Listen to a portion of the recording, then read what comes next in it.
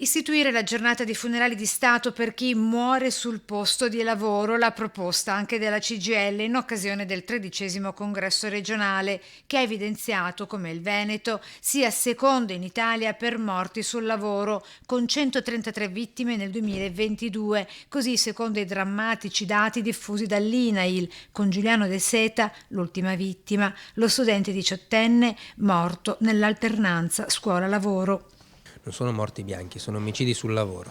È ancora più grave quando accadono nei momenti in cui i ragazzi dovrebbero essere a scuola, ad imparare, a studiare e non certo sostituire operai nel loro lavoro. Quindi servono interventi straordinari, servono potenziamenti dei tecnici della prevenzione. Noi da tempo chiediamo non solo che la Regione Veneto stanzi ulteriori risorse, ma che si facciano assunzioni, che le ULSS potenzino questi servizi, che tutte le figure preposte alla salute e alla sicurezza vengano potenziate, perché senza la sorveglianza, senza il controllo, le tragedie continueranno. La provincia di Venezia è tra le prime in Italia per morti sul lavoro.